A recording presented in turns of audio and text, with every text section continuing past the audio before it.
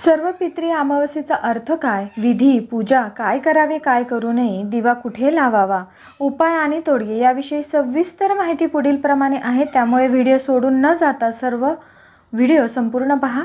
तर सर्व पितरी अमावस्येचे महत्त्व। सर्व पितरी अमावस्या म्हणजे पितरांचे, पूर्वजांचे स्मरण करण्याचा दिवस।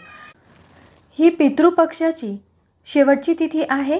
यावेळी ज्या पूर्वजांची मृत्यू, श्राद्ध तारीख माहिती नाही किंवा ज्यांचे श्राद्ध वाजवी वेळी होऊ शकले नाही, त्यांच्या स्मरणासाठी हे दिवस अत्यंत महत्त्वाचे आहेत। पितरांची कृपा मिळावी, पितृदोष दूर व्हावा, तसेच सुखसमृद्धी यावी म्हणून या दिवसाचे विशेष महत्त्व सांगितले आहे। पूजा आणि श्राद्धविधी। या दिवशी सकाळी ब्रह्ममुहूर्तावर उठून आंघोळीच्या पाण्यात गंगाजल टाकून स्नान करावे।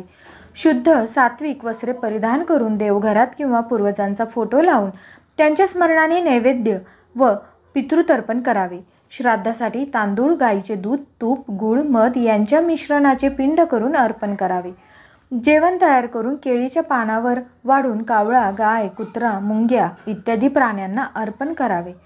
नंतर घरातील मुख्य प्रवेशद्वाराजवळ देवघरात आणि ईशान्य दिशेला दिवा प्रज्वलित करावा।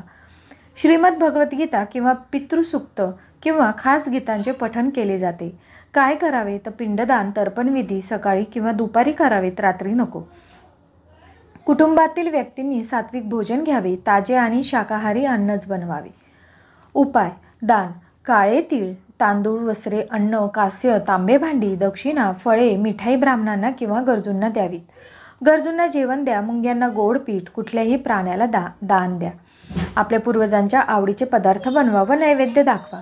काय करू नये: तामसिक भोजन, मद्यपान, खोटेपणा, खोटे आरोप, वाद, दुसऱ्यांचा अपमान टाळा। कोणतीही मोठी खरेदी, नवीन पायाभरणी व्यवसाय सुरू करू नये। श्राद्धासाठी कर्ज घेऊ नये। पान, स्टील, प्लास्टिक भांड्यांमध्ये जेवण वाढू नये। चांदी, तांबे, कांस्य, पितळाच्या भांड्यात वापरावे। आता दिवा कुठे लावावा तर घराच्या ईशान्य कोणात मुख्य देवघर तुपाचा दिवा प्रज्वलित करावा।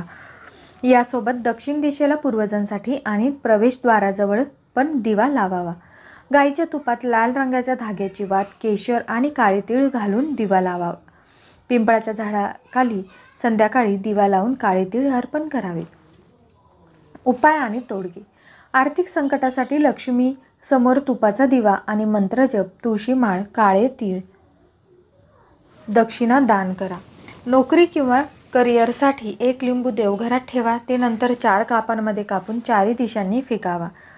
कालसर्प किंवा पितृदोष: चांदीचे नाग नागिनीची पूजा करून पांढरी फुले वाहून नदीत प्रवाहित करा। विरोध, शत्रुबाधा: काळी पोळी तूप लावून कुत्र्याला खाऊ घाला। धन लाभासाठी संध्याकाळी 5 लाल फुले आणि प्रज्वलित 5 दिवे नदीत सोडा। सर्व पितरी अमावस्येला हे करू नका।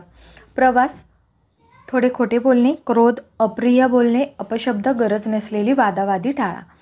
मोठ्यांचा अपमान किंवा दुर्लक्ष करू नका। कुठल्याही जीवाचा छळ आणि अपमान टाळावा।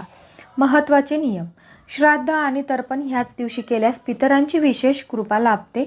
भावनिक, प्रामाणिकपणे, मनपूर्वक पितर स्मरण करा आणि झालेल्या चुकांसाठी क्षमा मागा। प्रत्यक्ष पात्र वापरून तर्पण, पिंडदान करा व अन्नदान, वस्त्रदान करा। स्नान, स्वच्छ वस्त्र, श्राद्ध, तर्पण, नैवेद्य, दिवा, गीता पठण करा। सायंकाळी दक्षिण कोणात, देवघरात, पिंपळाखाली, घराच्या प्रवेशद्वाराजवळ दिवा, तूप, काळे तीळ, केशर दिव्यात वापरा। प्रयत्न करा गरजू ब्राह्मण, प्राणी, मुंग्या सर्वांना अन्नदान करा। मनापासून निष्ठेने स्मरण व प्रार्थना करा।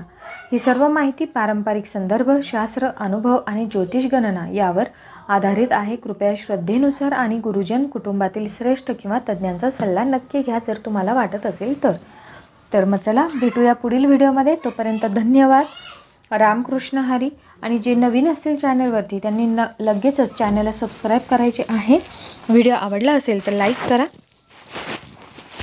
आणि तुमच्या फ्रेंड्स लोकांना शेअर करा, फॅमिलीला शेअर करा। धन्यवाद। रामकृष्ण हरी।